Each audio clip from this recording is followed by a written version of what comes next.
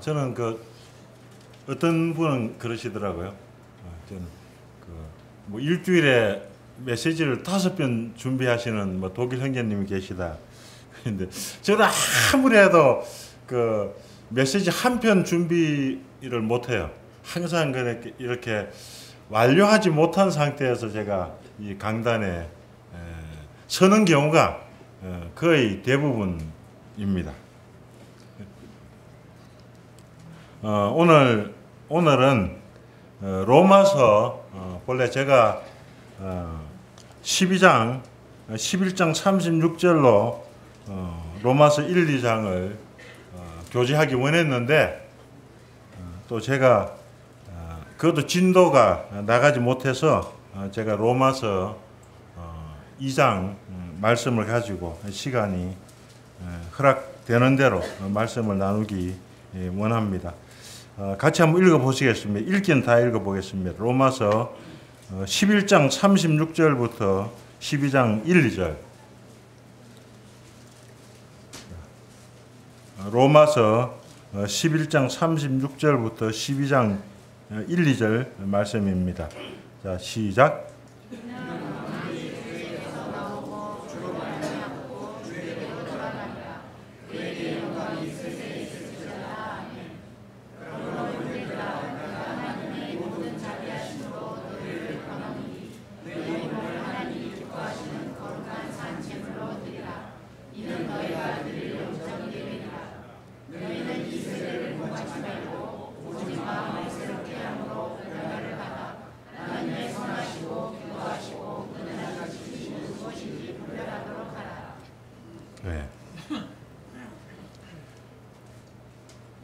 이 로마서는 어떤 분들은 그럽니다. 이 사도 바울의 가장 위대한 이 편지다. 하여튼 로마서는 우리 성도님들도 그렇게 생각하실 것입니다. 이 사도 바울의 위대한 영적인 편지이자 사도 바울의 논문입니다. 철학자 데카르트는 저도 조금 분이 모르는데 이 코기또 에르고 숨, 나는 생각한다, 그러므로 나는 존재한다, 고로 이 로마서에는 이 그러므로, 그런즉, 그러면 하는 이제 헬라어 단어가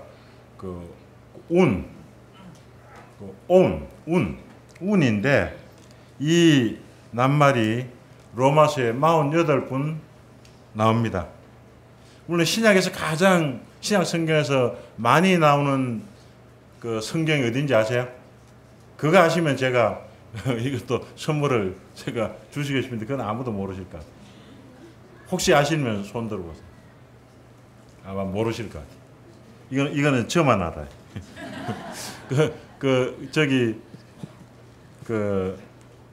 교수님이 그러시대요. 저만 아는 건 학사고, 너도 알고 나도 아는 건 박사고, 나도 모르고 석사고, 나도 모르고 너도 모르는 거는 박사다. 저는 이제 저만 아니까 제가 학사죠. 그래서 저는 학사뿐이 안 됩니다.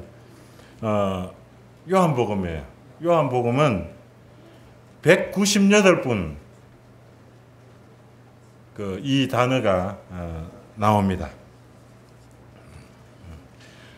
그런즉, 그러므로, 그러면, 이것은 이제 앞에 말씀들을 서술하고 그 다음에 그런즉 어떻게 살겠느냐, 그러므로 어떻게 하겠느냐, 그러면 어떻게 하겠느냐, 그 압축해서 이 말씀하시죠. 그 사도 바울은 군대 48분이니까 이제 그렇게 말씀하시고, 그러면 어떻게, 그런즉 어떻게, 그러므로 어떻게, 이렇게 이제 로마서를 이어갑니다. 그래서 이제 여기서 그러므로는 실제 로마서 전체를 이제 받겠죠. 또 가까이는 바로 로마서 11장 35절 말씀을 받을 것입니다. 이는 만물이 주에게서 나오고 주로 말미암고 주에게로 돌아감이라. 그에게 영광이 세세에 있을지어다. 아멘.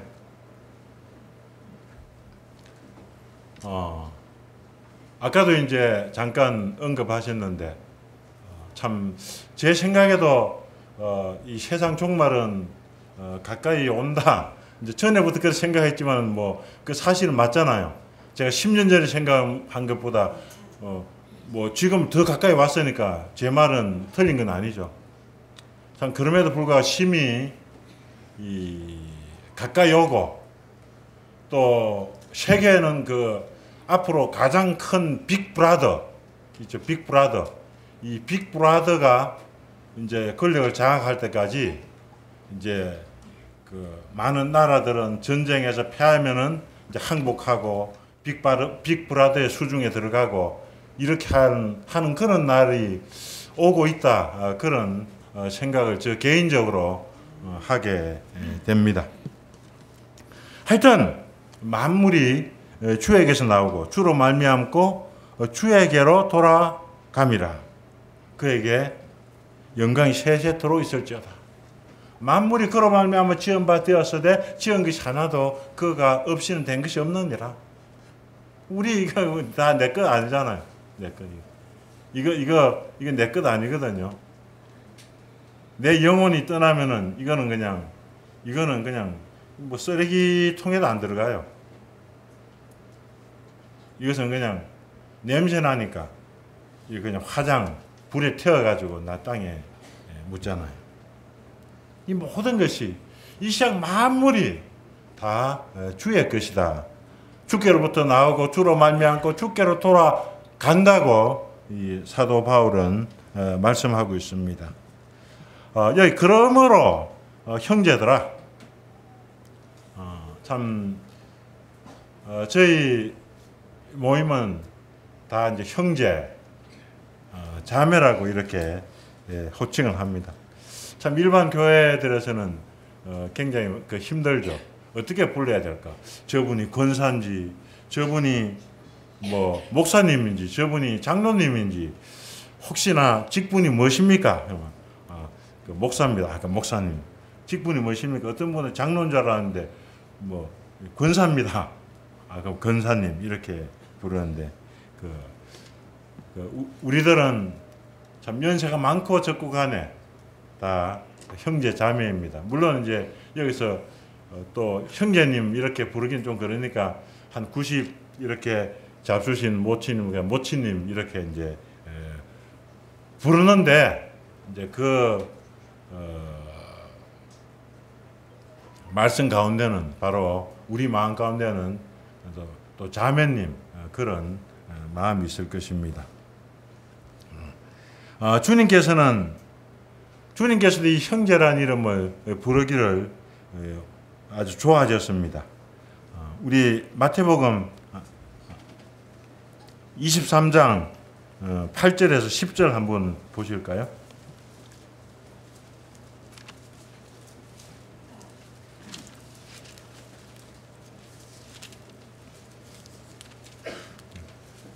한번 마태복음 23장 8절에서 10절까지 다 같이 한번 읽어보실까요? 자, 시작.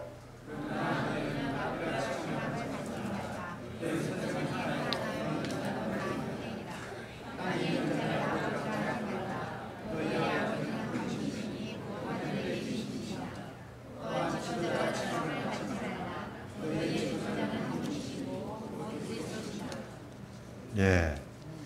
여기서 이제 예수님 당시에 이스라엘의 선생들이 랍비잖아요. 서기관들, 랍비, 또 장로들, 또 이런 사람들, 특히 이제 가르치는 사람들을 랍비는 선생님, 안 그러면 이제 나의 선생님 그런 뜻이죠. 근데 이제 그 높낮이가 있잖아요. 높낮이, 랍비하고 이제 학생하고.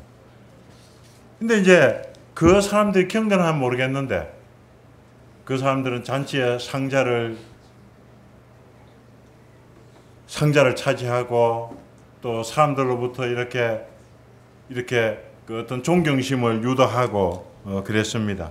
그 예수님 보시기에 이제 과간이죠. 그러니까 너희는 다 형제다. 랍비라 부르지 말라. 또 너희는 아버지라 부르지 말라. 여기는 뭡니까? 아버지라 하지 말라. 아버지는 뭡니까? 천주교 같은데 그 신부라고 하죠. 신부. Godfather. Godfather. 왜냐하면 하나님을 대신하는 아버지라 그런 뜻이죠. 그래서 이렇게도 그렇게도 부르지 말라.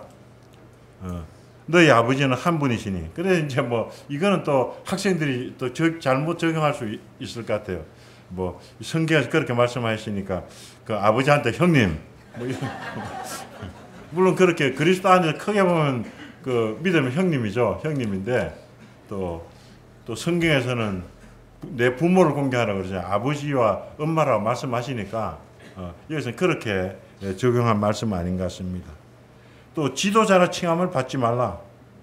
지도자들은 뭡니까? 막 군림하잖아요. 이 대통령을 하면 대통령이나 저 북쪽에 뭐 대통령이나 보면은 군림하는 왕이잖아요. 왕. 얼마나 힘이 있습니까?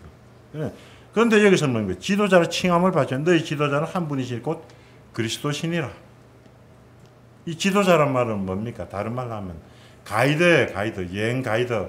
여행으로 가이드 하잖아요. 여행 갈 때 가이드. 또 그리고 지도자는 이제 앞서가는 사람. 그러니까 이제 이 성경에서 갈렙과 여호수아 같은 사람들 앞서갔잖아요. 그 삶으로 앞서갔잖아요. 말씀으로 살면 이제 그런 분들이 이제 참된 지도자인 것이죠. 그래서 그 너희들은 지도자로 칭함을 받지 말라. 여기서는 받지 말라 그랬거든. 너 뭐 니고데모 같은 사람들이 지도자잖아요. 너 지도자 칭함 받지 말라. 너희 지도자는 한 분이다. 바로 나다. 예수님께서 그렇게 하시는 말씀이죠. 그리고 이제 우리는 뭡니까? 나를 따라오너라. 내가 너희로 사람을 낚는 어부가 되게 하리다. 이건 모든 성도님들이 동일하죠. 우리가 예수님보다 먼저 가면은 뭡니까? 실수를 하죠. 또 예수님보다 먼저 뭐 한 1km 정도 뒤따라 저 먼저 쳐져가면 그건 뭡니까? 그것도 안 되죠. 그러니까 예수님 가까이서 따라가면 우리 삶에서 이제 실패가 없죠.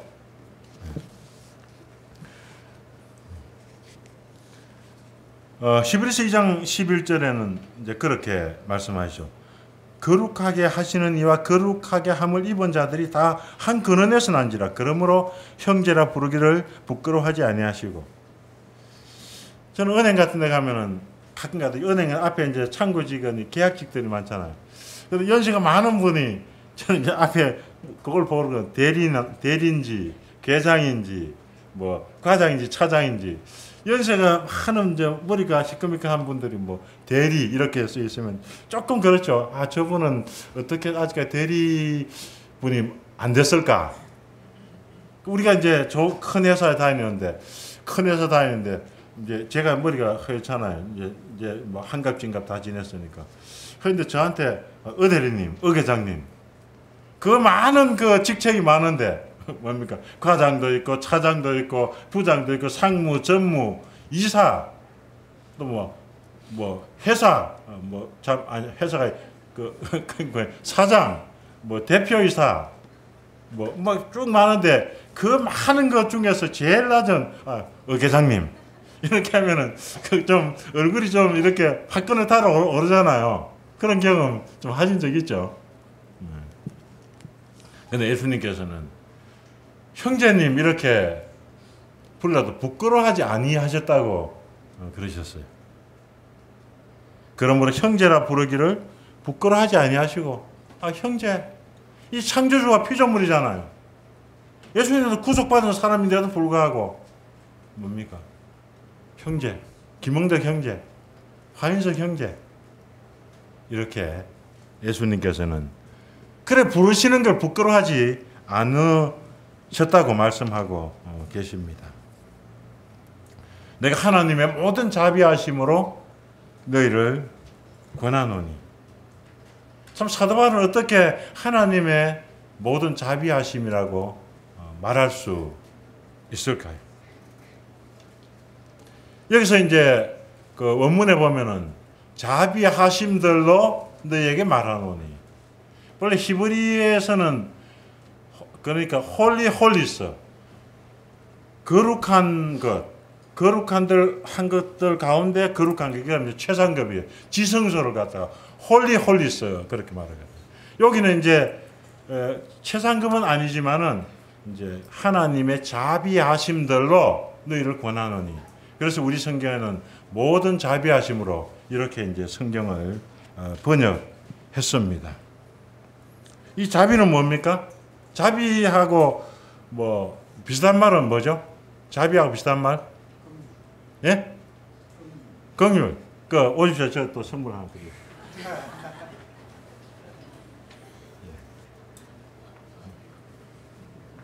예. 자비하고 비슷한 말이 뭐 긍휼이죠. 긍휼. 불쌍히 여김. 뭐 체휼하지 아니하는 자가 체휼하다. 동정하다. 여러 가지 그 낱말들이 있습니다. 그래서 이 성경에 보면 긍휼과 자비 이게 항상 같이 나와요. 이제 같은 말인데 아마 강조하기 위해서 그러지 않나. 저는 그렇게 생각을 해 봅니다. 그러니까 사도 바울은 참 우리가 성령 충만하면은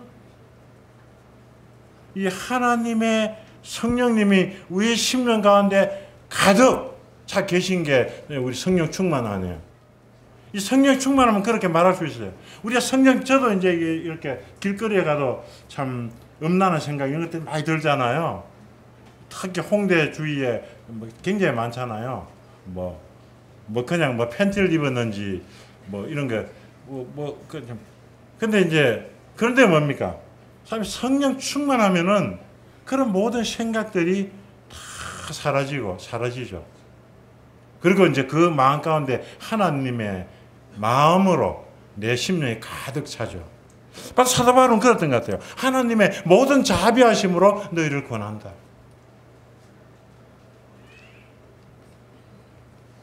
이 하나님은 어떤 분이십니까? 그는 누가복음 6장 35절 36절에 그는 즉 지극히 높으신 그는 은혜를 모르는 악한 자에게도 인자로우시니라. 너희 아비의 자비하심 같이 너희도 자비하라. 이 하나님은 인자하십니다. 자비하십니다. 인자가 뭡니까? 우리말로 사랑이잖아요. 사랑. 하나님은 70년 저 북한의 3대 정권에 수많은 사람들을 죽인 그 사람들을 벼락 안 맞게 하시고 여전히 참으시는 하나님의 인자하심을 우리가 볼 수 있습니다. 오늘날 우리 하나님은 어떻게 사랑을 베푸십니까? 믿거나 안 믿거나 햇볕을 주시고 공기를 주시고 물을 주시고 땅을 주시고 꽃을 주시고 숲을 주시고 이 세상에서 가난한 사람들이 부자만 사용할 수 있다면 우리가 금방 숨모셔 죽죠. 그러나 하나님은 균등하게 아무리 가난한 사람도 밖에 나가면 햇빛을 볼 수 있어요. 그게 하나님의 사랑이죠. 하나님의 인자죠.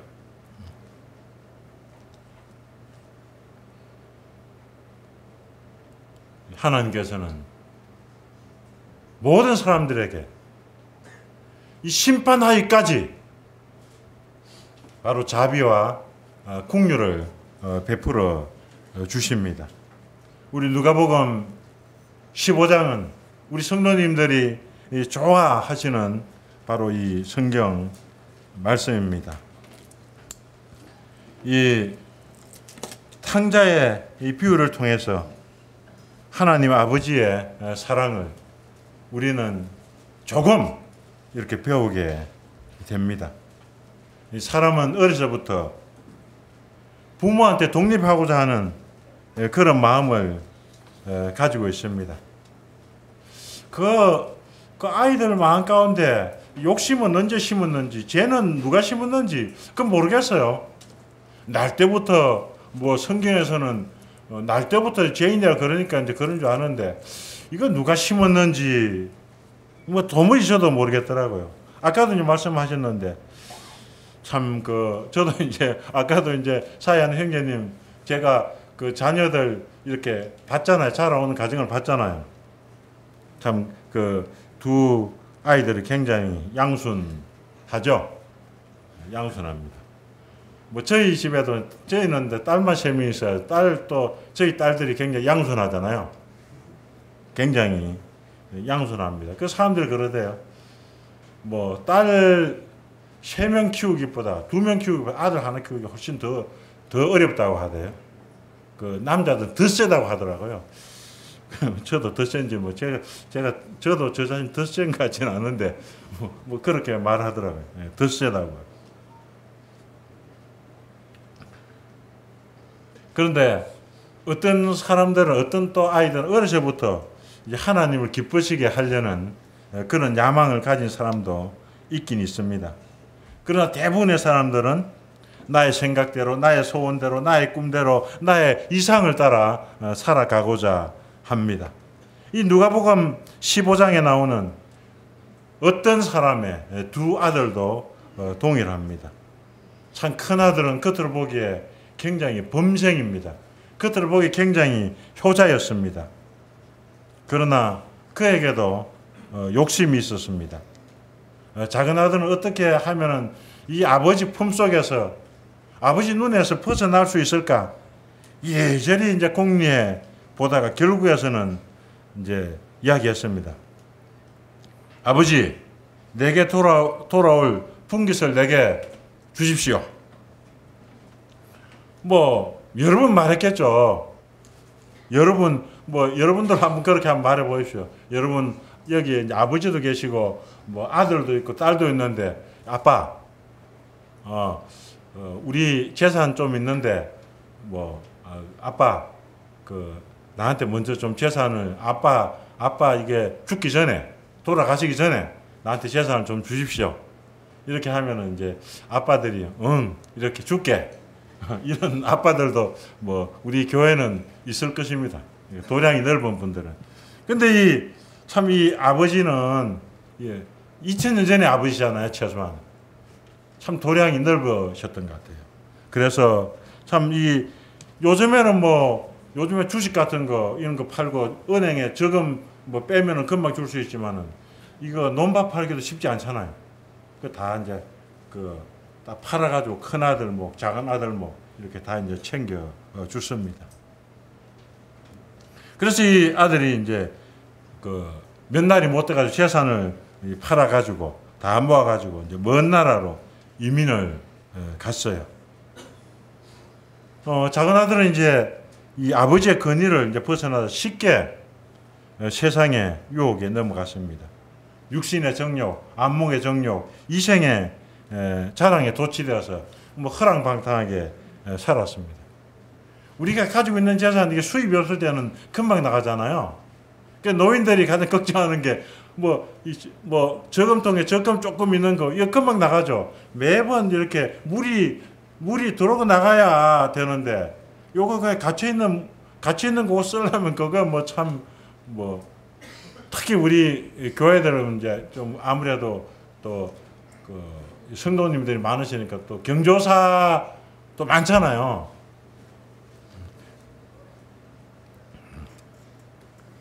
이제 돈을 다 탕진하고 나니까 또 이제 그 나라에 이제 흉년이 들었어요.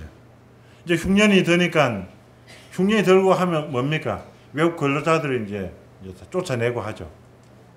또 그러니까 이제 자국 사람들 써야 돼. 미국이 지금 그런 거 아닙니까? 미국이 우리나라 대통령은 좀 그러지 않은 것 같아요. 미국은 그렇거든요. 어떻게 하면 이제 이 기업을 일으켜 가지고 이 백성들을 먹이 살릴까? 그것이 이제 미국 대통령의 경영 철학인 것 같습니다.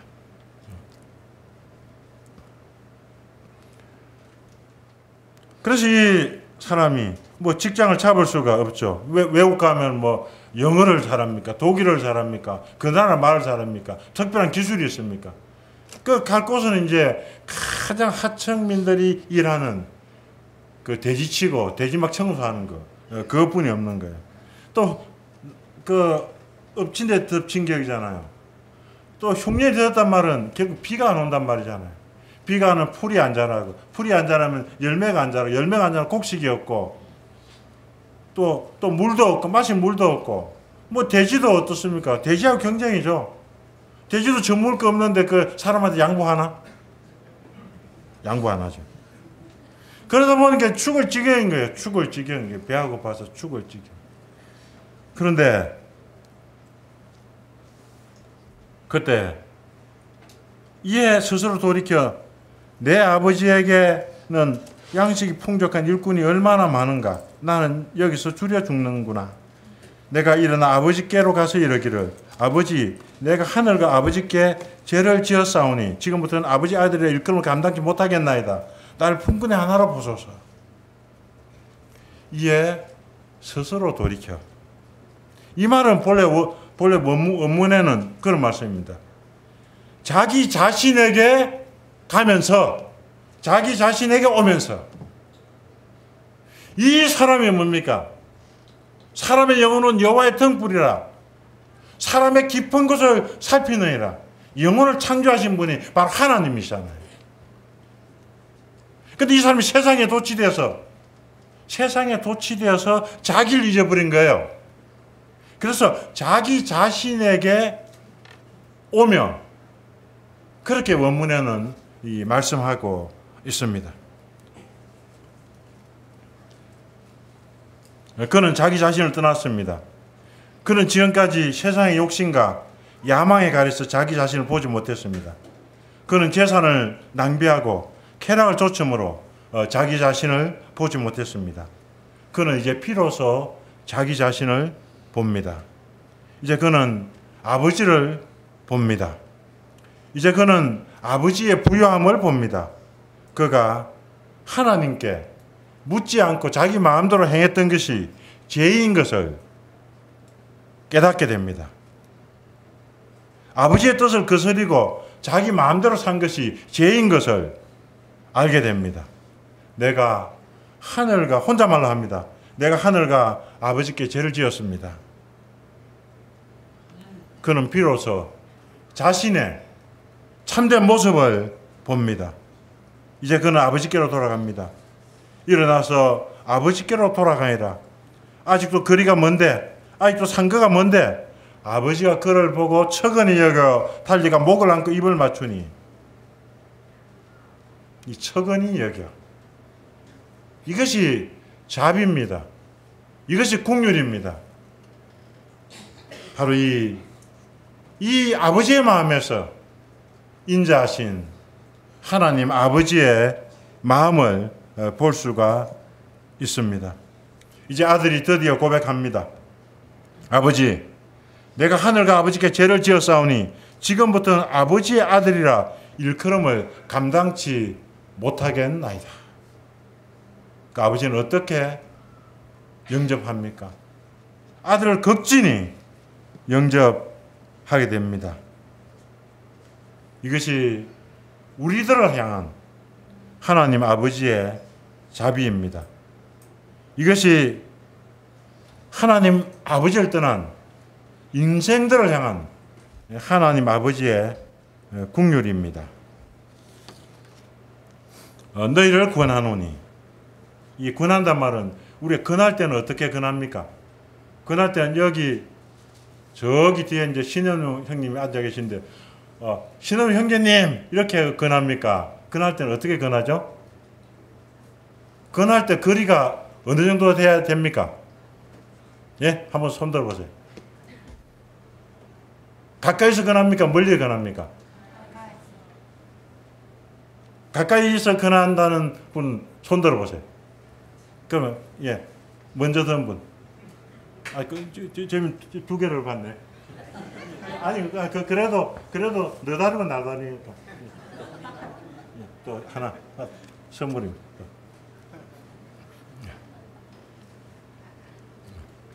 예.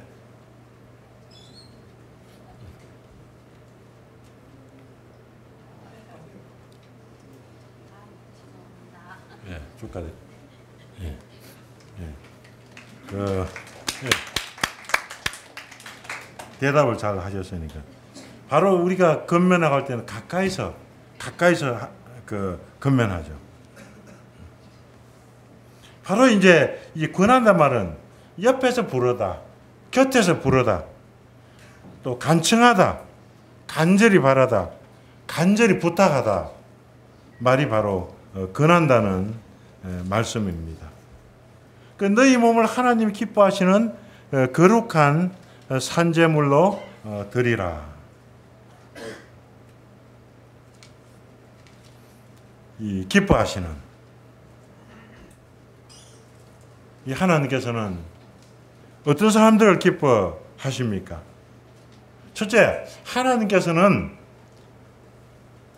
땅에 있는 성도들을 보고 기뻐하십니다.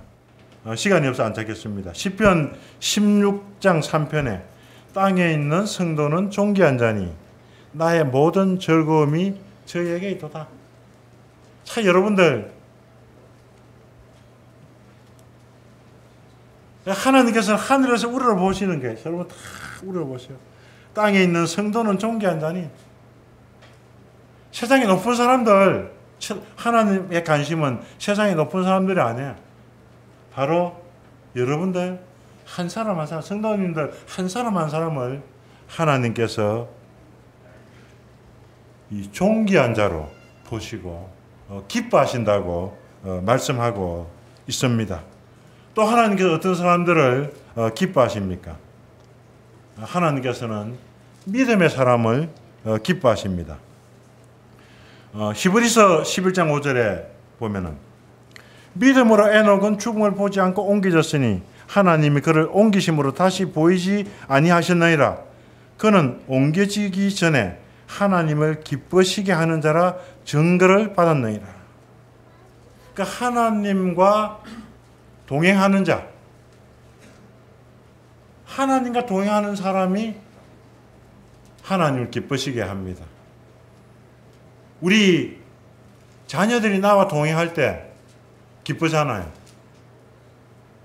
우리 엄마 아빠가 내 뜻을 알아줄 때, 내 마음 알아줄 때 자녀들이 기쁘잖아요. 그죠? 우리 기쁨이 어떤 기쁨입니까? 바로 그럴 때 기쁩니다. 에녹은 300년 동안 하나님과 동행하며 에녹이 하나님과 동행하더니 하나님은 그를 데려가심으로 세상에 있지 아니하더라. 300년 동안 하나님과 계속 가시니까 이게 쳐다보기도 예쁜 거예요. 엄마들 아기를 보면 예쁘죠. 그냥 이런 말 하면 좀 제가 잔인하나? 눈깔 사탕처럼 깨물고 싶을 때 예쁘잖아요. 깨꽁 예쁘구나. 우리 자녀들한테 그랬잖아요. 저는 손자가 없어서 아직 모르지만 그러잖아요. 바로 이 하나님 보시기에 쳐다봐도 기쁜 거예요. 1년도 아니고 300년 동안 동행하니까 얼마나 기쁘시겠어요.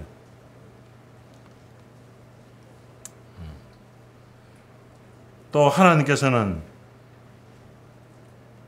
성도들의 사랑과 헌신을 기뻐하십니다.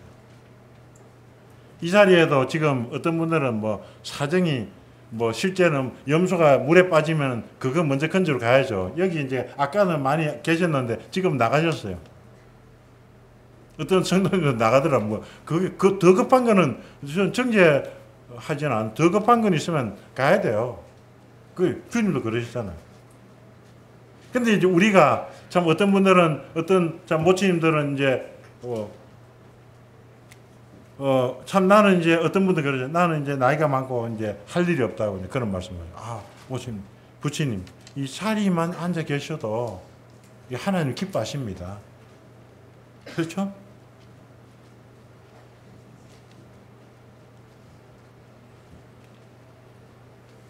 하나님께서는 이 성도들의 헌신을 사랑을 기뻐하십니다. 빌립보서 4장에 이제 보니까 그런 말씀이죠.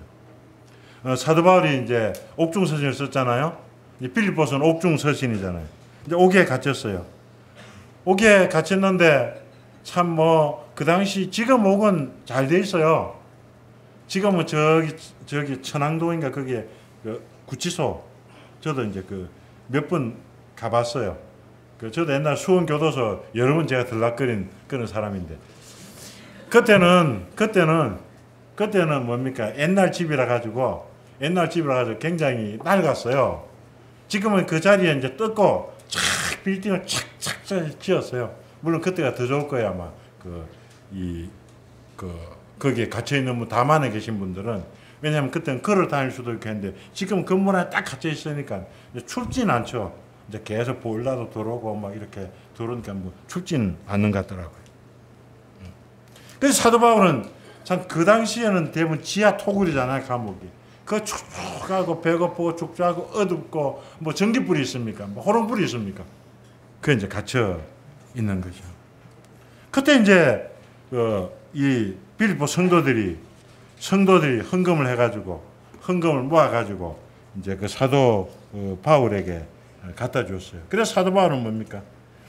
이것을 사도 바울은 이제 다시 싹이 났다고 하며 크게 기뻐합니다. 참 그 사도 바울이 그 피땀을 흘려가지고 복음을 전해서 빌립보 교회가 이제 세워졌잖아요. 그런데 이제 어릴 때는 뭐 아이들도 뭐 엄마 아빠 이거 뭐 이게 당연한 걸로 알지 엄마 아빠. 근데 나중에 크니까 이제 그 저희들도 딸들이 이렇게 이제 효도를 좀 하더라고요. 뭐 신도 사주고 옷도 사주고 뭣도 사주고 이렇게 하더라고요. 이 빌립보 성도들이 이제 이게 바울을 이제 생각하게 된 거예요. 이제 한동안 좀 있었던 것 같아요. 아무래도 멀리 있으면 관심이 멀어지잖아요. 근데 이제 싹이 조금 봄의 싹처럼 싹이 나는 거예요. 이제 사랑하는 마음이. 그래서 이제 이제 헌금을 모아가지고 이제 사도 바울한테 인편으로 이제 에바브로티도한테 이제 보내고 했죠. 그래서 사도 바울은 뭡니까? 실제 심히 궁핍하고 비천하여 내가 배가 고픈 것, 심히 궁핍하고 배고픈 것을 우리가 짐작해 볼 수 있죠. 그래서 사도 바울은 어려운 환경에서 자족하며 적응할 수 있는 일체의 비결을 배웠습니다. 그러면서 사도 바울이 고백합니다. 내게 능력 주시는 자 안에서 내가 모든 걸 할 수 있느냐? 그 비천하고 가난하고 어둡고 침침하고 외롭고 고통스럽고 그런 곳에서 배고프고 굶주리고 헐벗고 춥고 내게 능력 주시지 않는데 그런 데서 이길 수 있는 능력을 주시는 자 안에서 내가 모든 것을 할 수 있네. 내가. 사도 바울은 어떻습니까? 이 빌립보서에 보면은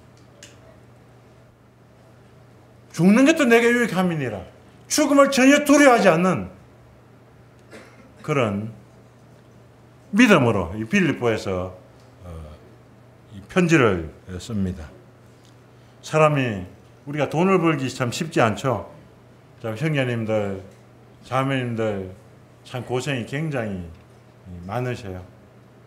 참 어떤 분들은 대기업에 다니신 분도 있고 어떤 분들은 참 남의 집에 가서 그 살림해서 청소해 주신 분도 계시고 어떤 분들은 참 노인 요양원인데 가서 그 참 가장 어렵고 힘든 게 그 죽어가는 노인들 그거 목욕시켜주고 몸 닦아주고 그거 밥 먹여주고 하는 게 가장 어렵잖아요. 그런 데서 참 고생하시는 그런 분들도 계십니다. 그래서 이제 저희 부모도 그러더라고요. 돈 벌기가 죽을 모퉁이다.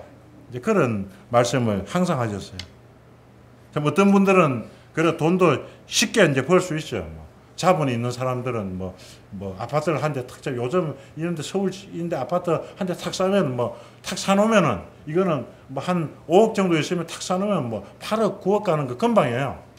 이제 그렇게 돈 벌 수 있는데 우리는 대부분 이제 그러지는 못하잖아요.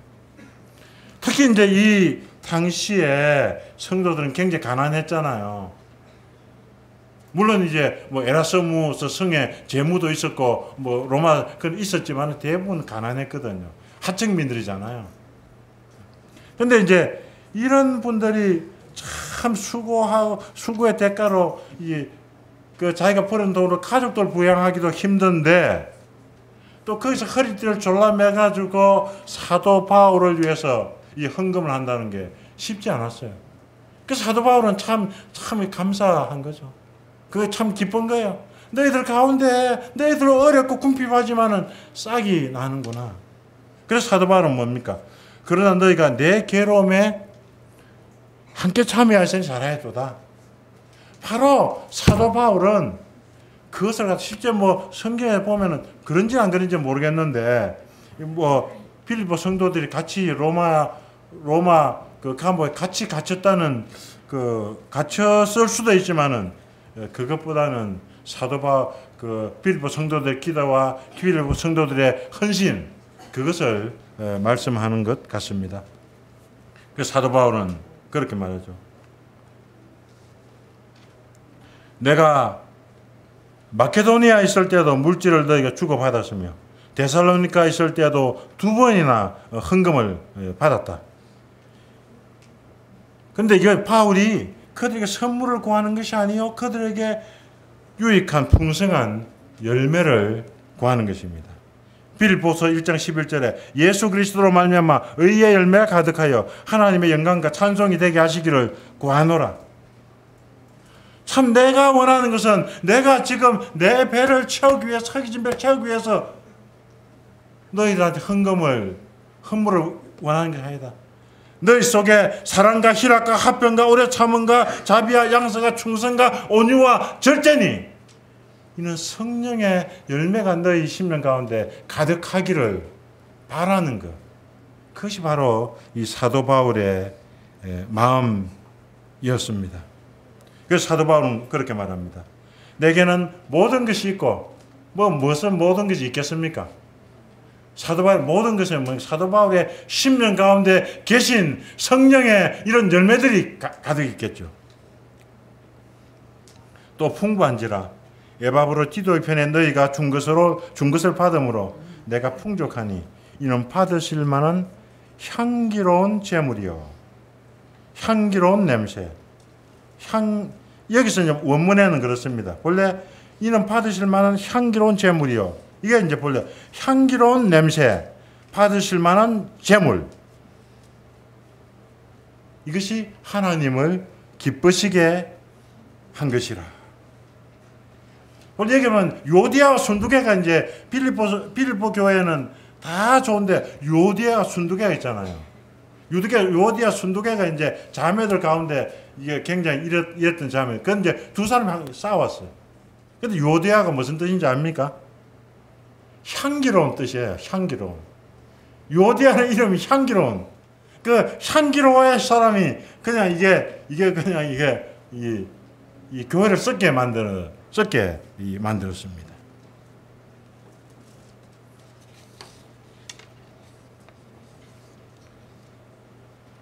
반도 못했네. 오늘은 제가 여기까지 하겠습니다. 그래서 우리가 다시 로마서 12장 1절을 같이 읽으시고 마치겠습니다. 로마서 12장 1절 시작.